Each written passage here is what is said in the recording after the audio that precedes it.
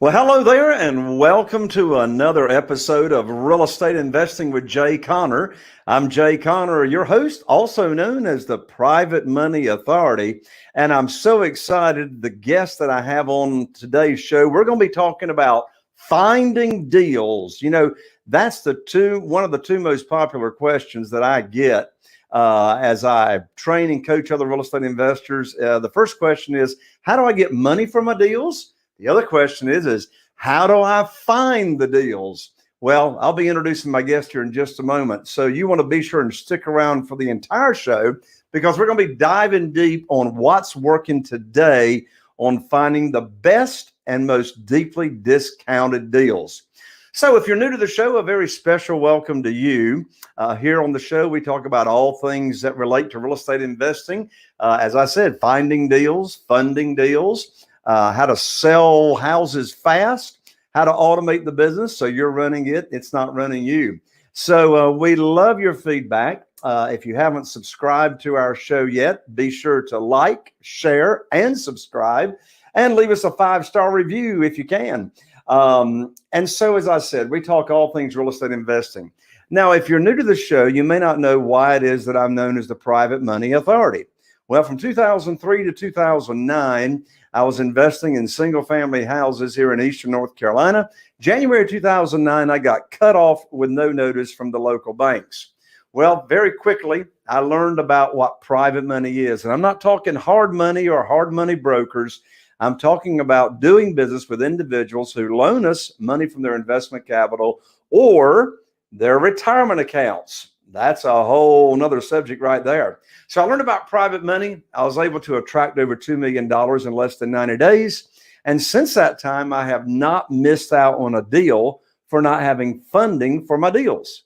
Well, if you're a brand new real estate investor, never done a deal before, or you are a seasoned real estate investor, my guess is you can use some more funding that's got nothing to do with your credit, your experience, nothing to do with it's got nothing to do with traditional banks or mortgages or lenders. This is all a different kind of funding. And so I've got a gift for everybody right here on today's show. And that is, I'm going to give you 30 free days of access into the Private Money Academy membership. So here's the way this works. I'm live training twice a month all the Academy members on how to get funding for your deals, and all kinds of education is in the membership site as well. So here's how you can take advantage of getting 3 free days, 30 days for free at www.jayconner.com/trial, TRIAL. Get on over to that website after the show and sign up for your free access. And I'll be looking to having you on the next Zoom coaching call. Well, on today's show, I've got a very, very good friend to join me here. And he's got over 20 years experience on all different kinds of methods on finding deeply discounted houses. Well, he started his real estate investing career all the way back when he was only 14 years old. And he's also a fellow North Carolinian. I'm here in Eastern North Carolina. He's from the western part of the state. Well, he's been doing real estate full time since 1998. He's been involved in over 3,000 house transactions all across the country. And he has been speaking on stages in 5 countries with audiences sometimes over 7,000 people. Well, he's way too young for me to say this next statement, but he's been retired down in Arizona all this year. He's married with 2 kids, got a 15-year-old and a 9-year-old. Well, he's not retired. He's staying busy. Well, let's bring him on out of the green room. My good friend, welcome to the show, Mr. Chad McCall. Hello, Chad. Hey, Mr. J, how are you, buddy? Man, I am doing fantastic. And Mercy, I see a great big smile on your face. Has that got anything to do with you're just like working whenever you want to these days? Oh my gosh, I think I've gotten busier since I was joking around saying, hey, I'm retiring down to Arizona because the land of Arizona from where I came from. I was like, that's retirement country, but I've gotten busier this year and I've only been here since January. And man, 2020 It's nuts, but it's gotten busier for me. As you can see, my hair keeps getting more and more gray. Jay, I've got more gray hair than you do, Jay. Hey, look, that's not gray. That's like some beautiful white hair you got going on there, Chad. Well, hey, look, I want everybody to go ahead and know right now so they stick around to the end of the show. You have got a book. In fact, show them the book that you put together. It's like a great big coaching manual. Oh. It's a real estate playbook. You got 101 ways to find discounted houses. And we're going to let everybody know how they can get that book at the end of the show. But in the meantime, I've asked you before you came on here to share with us what are some of the top ways that's working right here today, this year, on finding deeply discounted houses. So I'm going to let you roll with it, Chad, and talk about the different strategies that you want to, and I'll interrupt when I think it's the right time to interrupt you.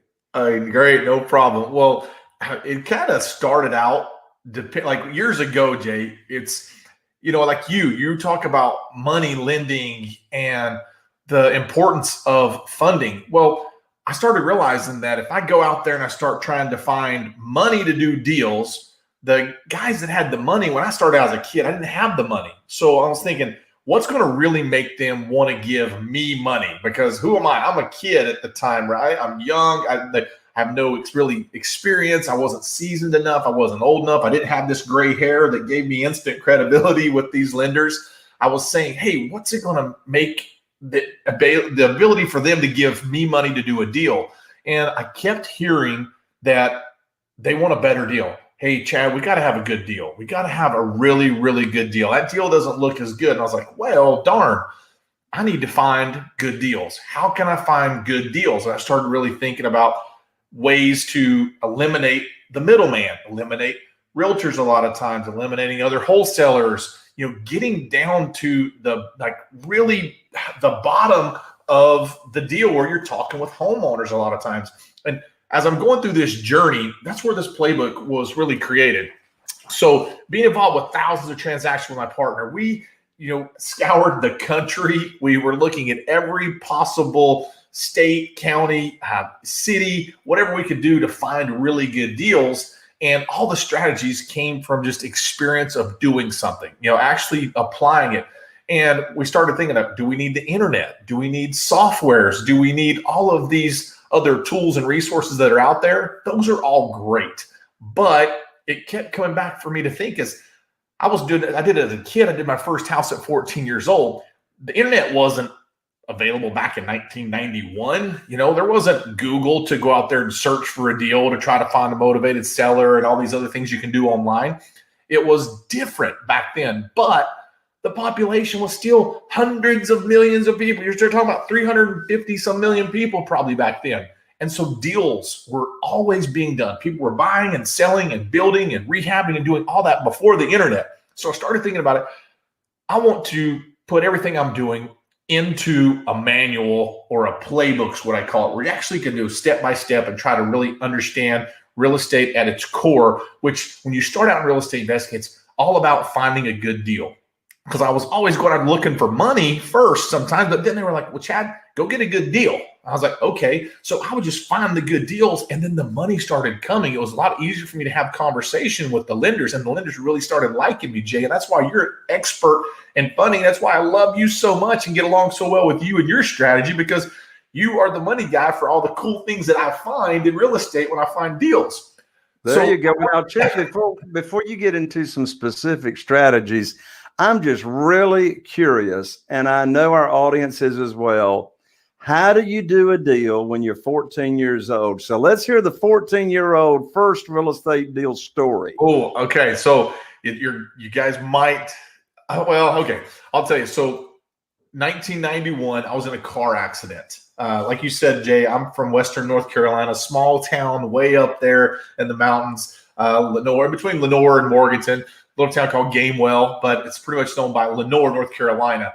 And I was in a car accident, and long story short, I was in the hospital for a few months. Really, really severe car accident. And I don't come from a very wealthy family. I come from just a basic family in North Carolina, and I got an insurance settlement from the car accident. And my mom and dad got divorced right around that same time. And I took the money from the insurance settlement and I bought my mama a house. So a lot of times you hear the stories, from people in the South, when their sons are doing something or someone comes across money. It's just one of those things. What do? You buy mama a house. It's kind of a common thing. I've got a lot of friends that are athletes and, professional sports players and different things. And when they always come to money, they always say, I bought mama a house. So you know what? I followed right along with it. And I bought mama a house, Jay, when I was 14 years old with the money that I got from the insurance. So, and I wasn't old enough to sign on the contract. So my mom was the co-signer for that house. I remember at Gamble Heights, a lot of my friends, you'll have people watching this, they'll remember that same house that I purchased. And it was a HUD home that I ended up buying back then. And that was what I started talking about. My first real estate deals were HUD properties. That's awesome. That's awesome. Okay, well, I didn't want to slow down the momentum there, but I just know people want to know how you buying a house at 14 years old. So, yeah. All right, back to you.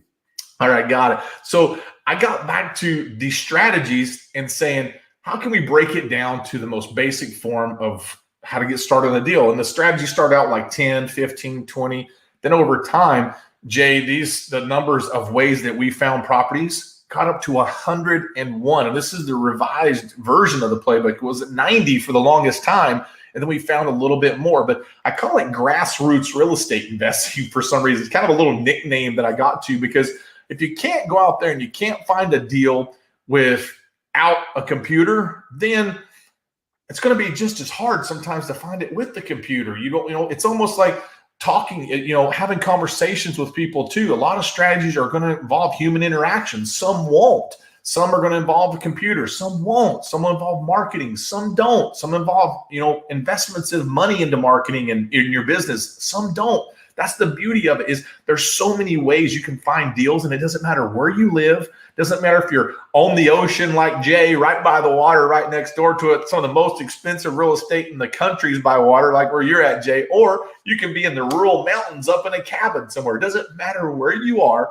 you can do deals. And if you can find a great property, money's easy, and actually profiting in your real estate investing business, hitting 6 and 7 figures is very easy too if you find the right deals. So I spent my time really honing in on the strategies and the ones that I like. But what's really interesting is you start to really see the markets shift. When you're looking and you're talking to sellers, it's very interesting when you're on the ground looking at deals or you're doing this business virtually. So there's different strategies depending on if you're remote or if it's in your backyard. But there's always a strategy for any person, regardless of your money, regardless of your credit, regardless of your location. We have a lot of people, Jay, that are international investors that take the playbook and they're investing here in the United States, and they're never here. They do it all virtually. They pick a few strategies and they just stick to it, and they use those strategies over and over and over again to do their deals. That's awesome. There was a popular book, I don't know, 25 years ago, maybe 30 years ago. You remember when the book Guerrilla Marketing came out? Oh, yeah. I think I've got it somewhere. Yeah, it's over here. It's all camouflage book. It's around here in my desk somewhere. Yep. And I remember that book. And I was, as you were talking, I was thinking, well, you used the phrase grassroots. So, some of the best ways to find deals, in my experience, does not take a lot of money, right? That's right. May take some time of your own or time from a team member to do it. But I was just curious, and we're going to find out here, what percentage of your 101 different ways of finding deals would you say are actually a grassroots or a guerrilla marketing kind of thing? Oh, a majority of them are, Jay, where they don't really require a lot of money. And let me tell you the difference when I say money.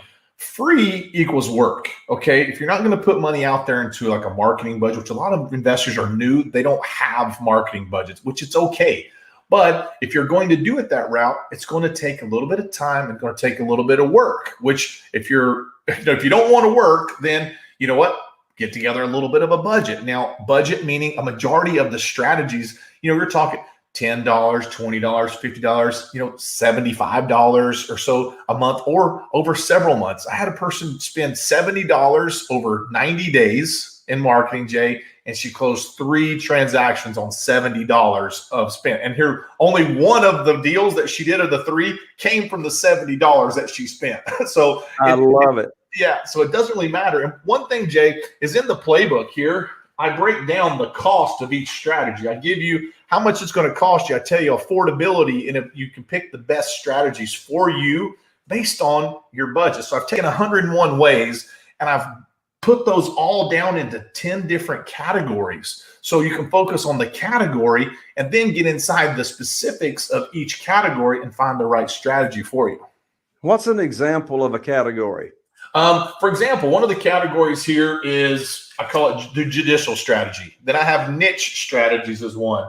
So I have retail strategies as one. I have B2B, which is another strategy, a category. So these are categories. And then inside of those categories have detailed strategies and how to apply the strategy in your market. So it's not just, hey, go put out some signs. That's not really a strategy. It's, if you're going to do that, how do you do it? How cheaply can you do it? Like, there's so many things. It's just about putting out a sign. If you're going to drive for dollars or doing those types of things, there's a way that you do it to where you can get the best results. You just don't want to get in the car and drive around or use an app on a phone out there like it's really common nowadays. You see an app on a phone and people say, oh, I'm driving for dollars. I'm going to send postcards and do this.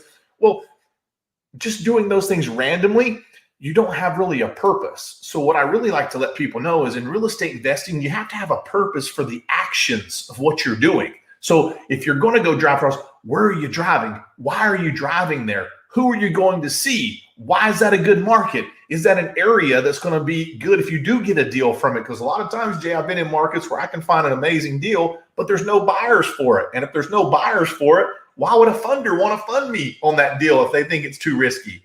So exactly. And as you're talking, one word comes to my mind, and then I want you to, I know our audience is biting at the bit to hear the first strategy that you're going to talk about. But one thing that comes to mind is a word that is critical when we are in real estate investing and we are locating deals to do. And that's the word consistency and measurability. And when I say consistent, it's like, if like, okay, I get up today, well, what am I going to do to go find a deal today? That's not how it works. In my world, you got to get the education, right? You need to hang around somebody that has already learned how to do it and implement, put the plan together. Okay, what strategies am I going to start testing?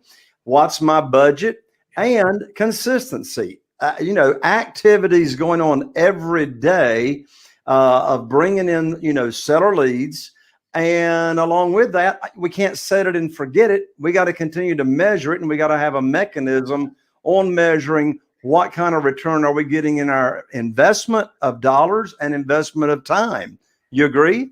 Oh, you have to measure what you're doing. And that's when I tell people, it's like a lot of people, Jay, that I run into say, Chad, I'm so glad I found this playbook.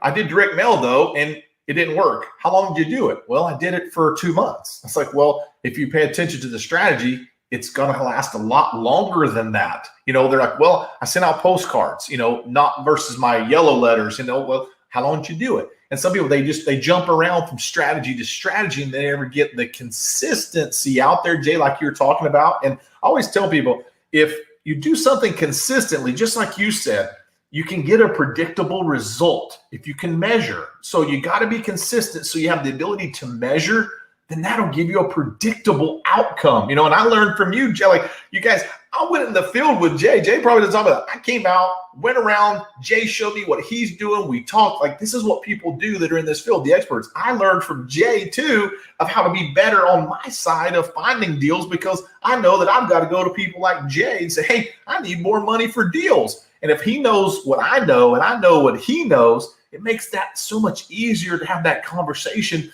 with a funding person, or to help me line up funding or referrals to other funders to do deals. So that's the relationship that you want. You want to understand your market. You want to understand things, and then give yourself time to be consistent enough so you can measure. Then you can get a predictable result, because Jay will know that Chad gets this type of deal. Chad's doing this type of size houses, this location, they get very, very comfortable with you. Then they start doing a lot more for you. Then they start giving you a little bit better rates sometimes.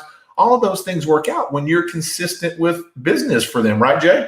You got it. All right, let's talk about a strategy that's one of your favorites. Oh man, I got so many. I don't know. Well, I'll tell you one right now that's really hot. And some people are going to say, no way. But Airbnb is a really hot strategy for motivated sellers. Okay, let's talk about it.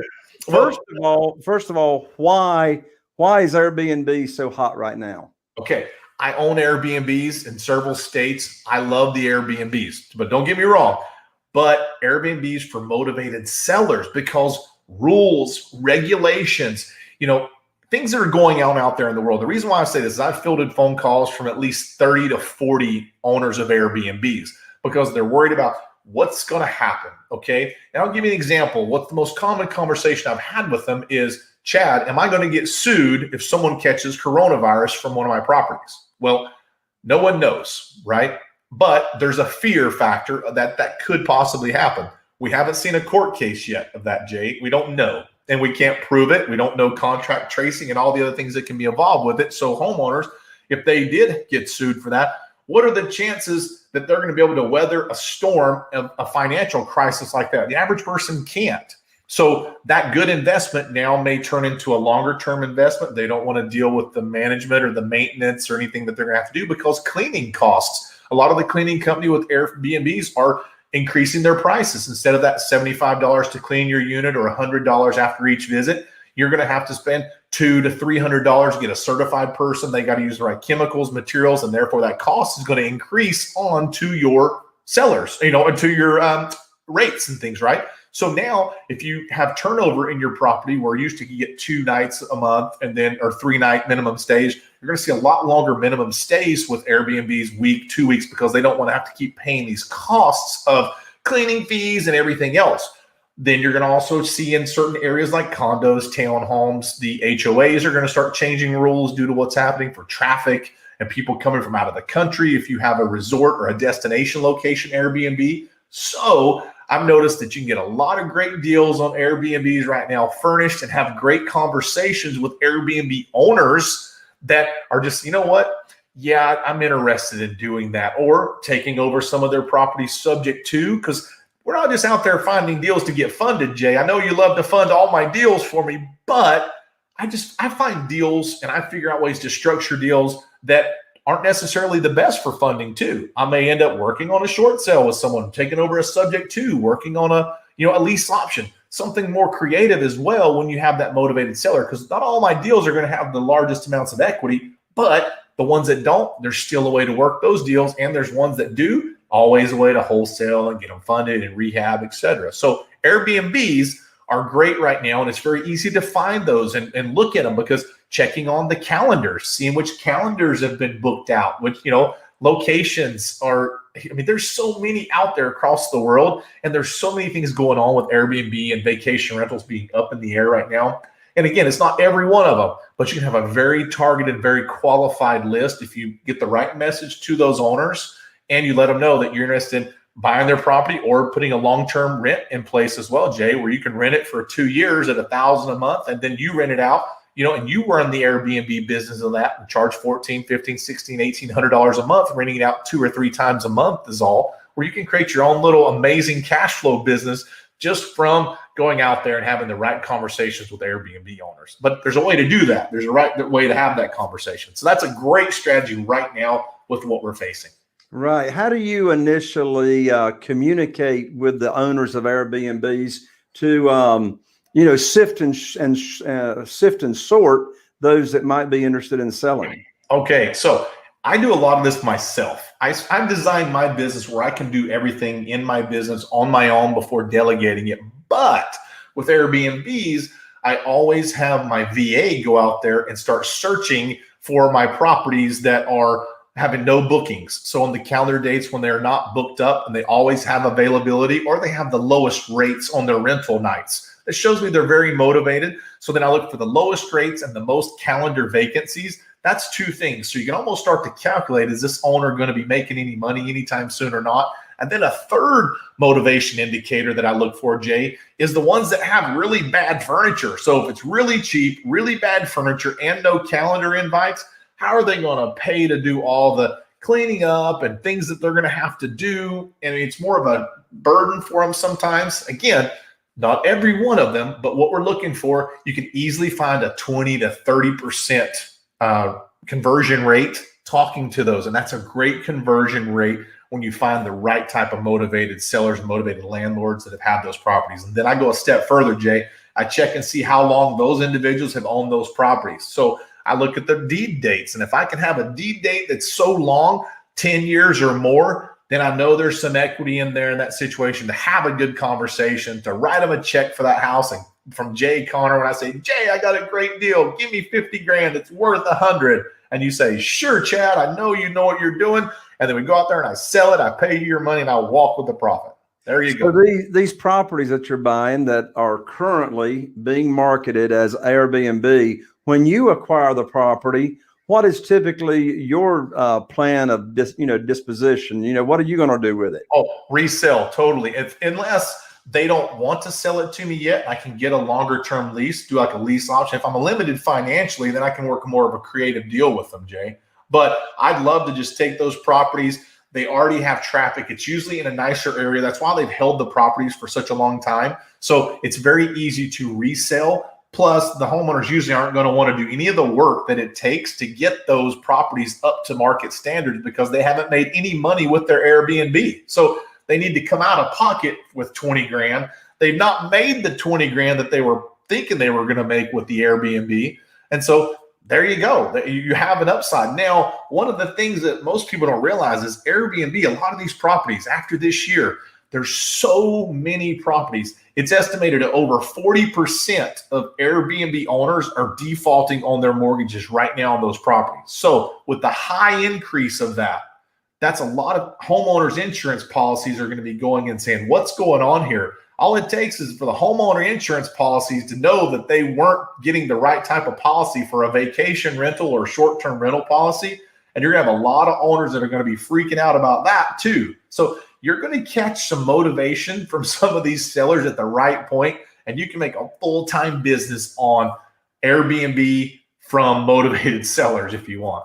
Now, in your playbook, you got 101 different ways to find discounted real estate in today's market. If someone is like really, really tight on a budget, don't have much money to invest, what's one of your top one or two strategies in your playbook for people that are short on budget? Well, the easiest thing, Jay, is the most public information that you can have out there is going to be delinquent tax properties and code violations. I love both of those strategies because it's free and you can always find some type of motivation. Now, let's just take code violations, for example. This strategy, it's public. I was just looking yesterday, in one location, Jay, one city, and I'll just give you an example. So Pennsylvania. So we're talking Pittsburgh.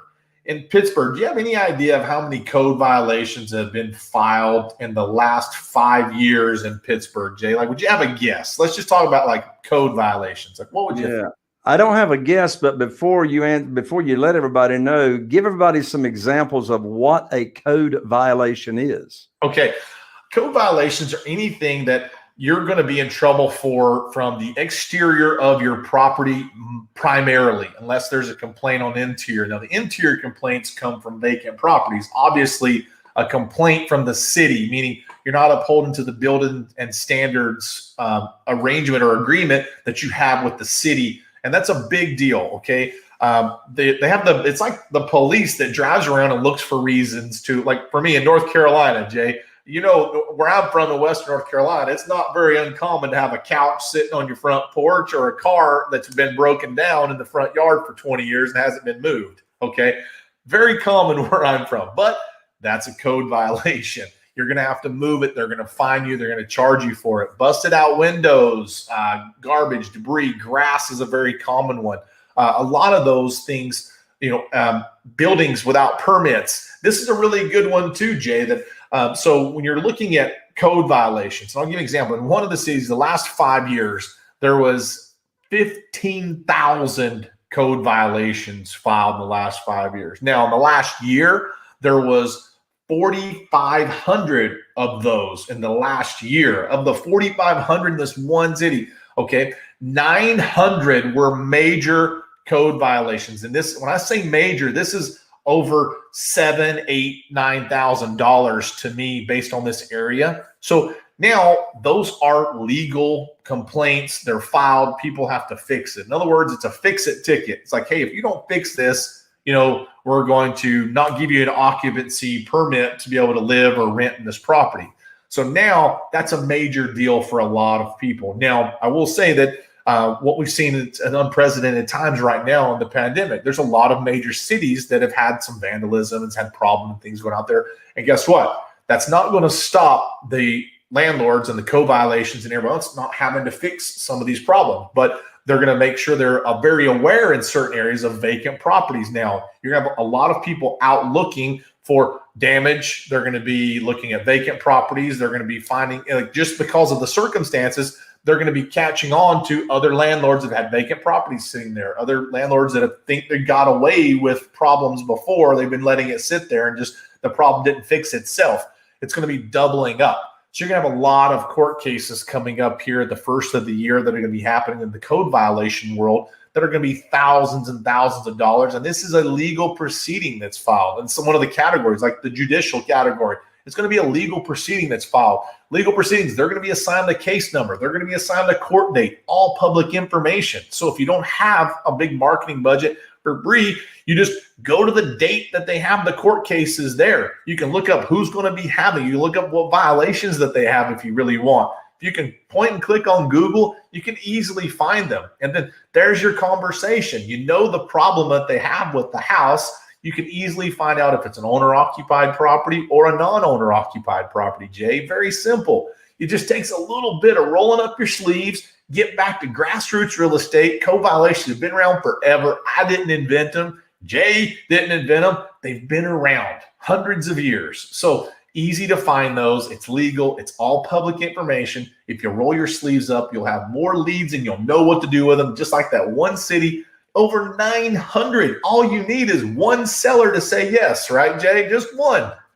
You got it. Now, you mentioned another strategy along with code violations. And what was it that you said? I didn't catch it. I've kind of run out of good strategies today. I think I've gave too much. But okay.